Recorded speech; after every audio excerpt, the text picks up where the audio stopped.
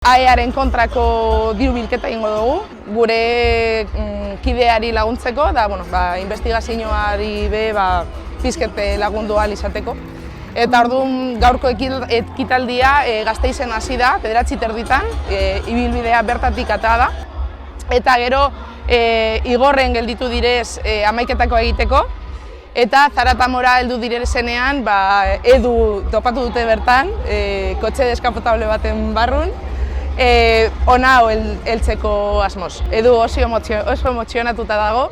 Azkenean, berak gehien gustoko duen mundua motorraren mundua da. Eta, gaur goizean, gezurre esan da eroan dugu Zaratamora.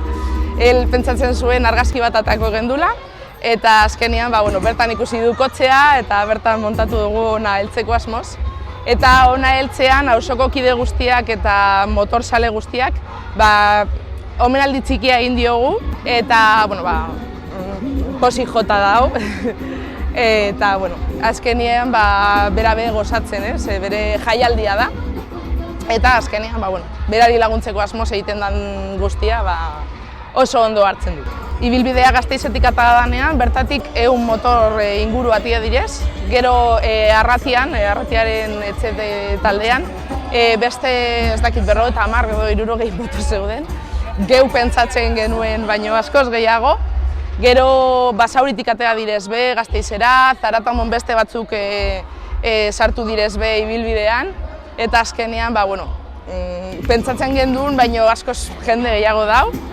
Baskarirako 200 pertsonentzako egin genuen kalkuluak, eta azkenean be askoz gehiago dauz, beraz, pozik.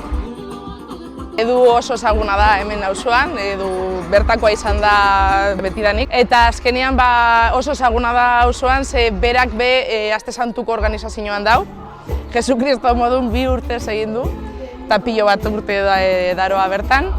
Eta azkenean, esan genuen lehenengo momentutik, auzokide guztiek esan zuten lan egiteko, txosnan egiteko lan, janarian egiteko lan, eta azkenean oso maitea da auzoan. Gaixotasun honekin dirua behar da hasieratik azkeneraino, eta azkenien naiz eta laguntza multzo pizka bat lortu, baina emetik, bazdakit, 3 hilabetera beste zehozer izango du behar, beraz bertan egongo gera laguntzeko berriro.